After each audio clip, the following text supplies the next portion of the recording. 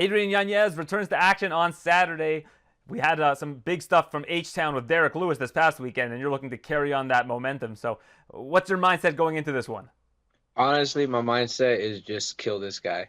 Like, as in the words of Diego Lopes, "Lo voy a matar." I'm gonna kill him. That's the mindset I'm under.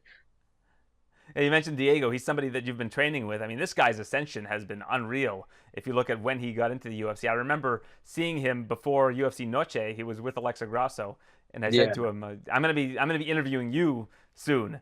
Actually, it would have been before Grasso's fight in March. Sorry, the first one against Shevchenko. I saw him. I was like, "I'm gonna be talking to you soon when you get in the UFC." He was like, "Oh, thank you, man." And then like I was talking to him in Newark a month or two later when he had that great fight. I know he fell short, but great fight against Evloev on short notice. Oh yeah, man. That like same thing here. I met him after the Randy Costa fight, and he was such the sweetest and nicest person then. And then even now, like getting to know him more, he's still such that sweet, nicest guy in the world. So it's like it's really cool. Like and seeing the level that he's been able to rise to. He had a rocky start. Like he had his shot in the contenders, then his fight in Fury. Rocky, it was a little bit rocky because I feel like he got screwed out of the Fury fight. Texas judges, it is what it is. But but yeah, but I'm like glad to see, like I'm so happy to see his extension, like how far he's come, man. I'm really proud of the guy. Yeah, absolutely. And he did a favor for your mom. I heard you say in an interview that she was a fan of Irina Aldana. Yeah, yeah. He was a fan. Yeah, she was a fan. That was actually the first night I met him. It was the first night I met him.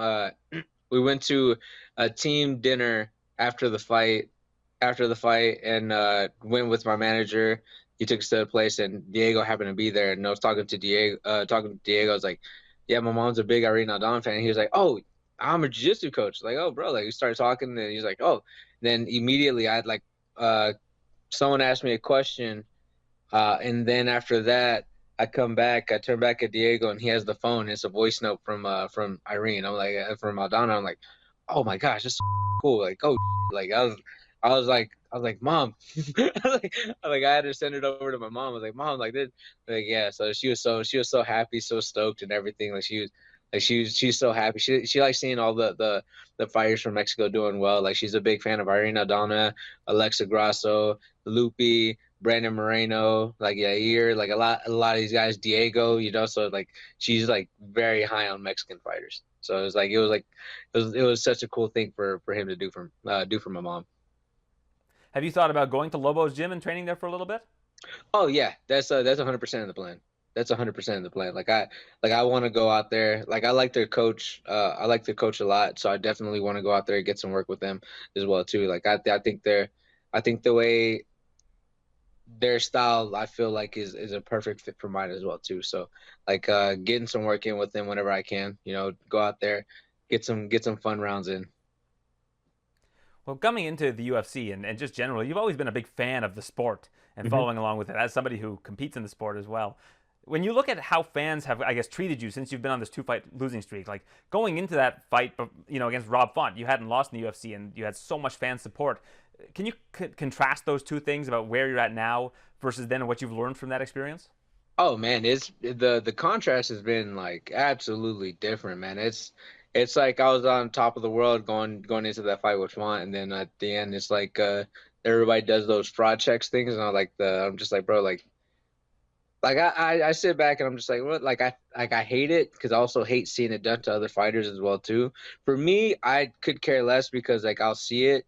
And of course they'll set me for like about a minute or so, but after that I'm just like, yeah, I don't see these guys, and I don't see any of these guys. Like, I see my family and they love the shit out of me, so I'm like, yeah, no, these guys, because at the end of the day, like the real fans support the people who are a fan of you. Will always be fans of you. So for me, I knew who my real fans were, and I saw the hate. I saw the hate, and I was like, oh yeah, these guys were most of those guys are pieces. And then on top of it, you kind of start seeing like I've been, even though I haven't been tweeting as much and like posting as much, I've been kind of seeing like the MMA Twitter space, and seeing a couple guys getting exposed like for being like kind of like on the on the side, you know, a couple of these guys starting to block everybody, like the MMA trolls and all that stuff, like kind of being, you know, talking about very terrible things, you know. So like seeing that and like kind of seeing them, you know, it's like it's a very small subsection of MMA Twitter. Most everybody's like gonna be happy, you know, but like it's usually those voices that will like get like really pushed out there, you know, because again, like it's MMA trolls, like for some reason they just immediately get like skyrocketed, get a lot of followers and all that stuff for some reason. But you know, it is what it is. But at the end of the day, man, it's easy. It's easy enough as just turning off your notifications and just going on. So for me, I'm used to it by now. So Do fighters, I mean, I don't know if you can speak for all fighters, but do fighters tend to keep inventory of who their true fans are, like the people that have been with them along the way, how they react to when you suffer a loss? Because in MMA, I mean, retiring undefeated, you leave that to Khabib and maybe a handful of other people. You don't see it that often, but do you keep an inventory of who, like the true fans that have been with you for a long time are? oh yeah, no, I got a good inventory, man. I usually interact with them a good amount. Like I got a lot of guys on Instagram that I follow. Like they're really good people. I have like a Discord chat that like people are jumping in consistently. A lot of those people are really nice, really sweet. Like on Twitter and everything, even on Facebook and all that stuff. Like I have people who've been fans since before. So it's like that, yeah. Like I do have an inventory, like the people who've been like really supportive, man, super super supportive, man. I can always go back, like even after my losses, they're back in the chat, be like, yeah, it didn't happen, you know. So it's like you're still one of our favorite guys. So I was like, I love that, you know. So it's cool. We gotta I see it as a cool little community, you know, and I love it because man, they support no matter what, and I absolutely love it. Vinicius Salvador, your opponent this weekend, the guy moving up from flyweight, longer opponent, very rangy, kind of similar to Cameron Smotherman, who you trained with, who I think is going to be in the UFC probably at this time next year at the latest. He's So how much is he? he's over here like, oh, my name was mentioned. he's he's over there happy, jumping for joy right now. Well, I'm a fan of your fighting style, and you and Cameron fight similarly, so I'm a fan of his fighting style as well. But I imagine that he's been a big help for you for this particular camp against Salvador. Oh yeah, man. We've been doing a lot of film studying, a lot of work together. Like, man, that's like doing all the extra steps and yeah, like it's been phenomenal. It's been absolutely phenomenal work. And I have other great training partners that have been helping me out too. But yeah, no, like getting ready for Salvador has been like tricky because like he kind of he throws awkward. Like so going from like fighting a technical like a super technical guy to now fighting a guy who's gonna be like throwing like overhands, looping hooks, and, like you know I don't get those too much too often, you know. So like it was kind of like having to do the adjustment of like uh hey bro, like I know you're used to throwing a straight punch like this, you know, but like he kind of throws a little bit of looping hooks and like it always kind of had to like be like hey, let's get a little bit less technical when you throw your striking, like in a sense of like the overhand, like his left overhand like comes out of nowhere. He fights low with his hands like closer to his chest, like not a technical way, it's like not a technical boxing stance, not even like in like Muay Thai and all, like Muay Thai or kickboxing, like his stance is very unique to him. So it's like kind of like all right, you know, got to switch it up, got to get ready for the unorthodoxness of Salvador. So you know Cameron did have to have to do a little bit of a switching because again he likes to throw technical and it's just kind of like one of those like, hey bro, I know you like to throw that straight punch, you know, I know you like to throw your punch straight, but can you do this for me, you know? But I also hate doing it. I also hate asking him to do it because he'll try to replicate it to the very point, and I was like, hey man, I'm just trying to get the better of this round, man. Come on, man, fight back. Do you think that style works better at flyweight, where you've got a much more, I guess, a higher octane division, more volume, versus bantamweight? Like, if you look at the bantamweight rankings, aside from O'Malley, who's the champion, obviously, you don't see a lot of really unorthodox striking. And I think that Sean also is a pretty technical striker at that as well, although he comes from weird angles.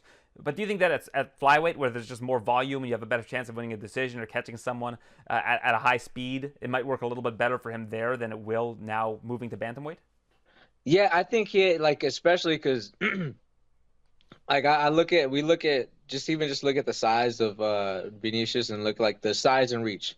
Like for me, we have the same reach, we have the same height. Like it's one of those things that I think is going to be a little bit more foreign to him. Because he's used to fighting the smaller guys, used to fighting guys like who are short. So every time he stepped in there with guys like Shannon Ross, who's like short, like 5'4", 5'3". Then fighting a guy like CJ Vergara, who's like 5'5", 5'4". You know, though he had a little bit of a tougher time trying to get to Victor Altamirano, who's a little bit taller, like about I think like 5'6" or 5'7" or something like that. So like it's like I think he is a little bit taller in range, but he was only taller in range because he was fighting the shorter guys at flyweight. He's not fighting a guy like he wasn't fighting like who's the taller guy? He wasn't fighting like Charles Energy Johnson, you know. He wasn't fighting those guys. He wasn't fighting like a guy like Matt Snell, you know, who's a little bit taller, a little bit longer.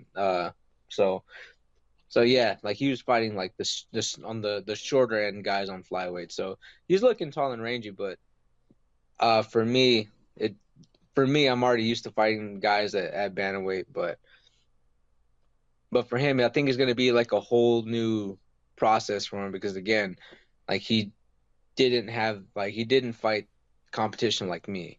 You know, he hasn't fought a guy like me yet, especially when you got a guy same size. Actually, I'm probably going to be bigger than him, you know, because he come up from flyweight. So, yeah, it's going to be something where he's going to have an adjustment period. I know you've been chomping in the bit to get back in there.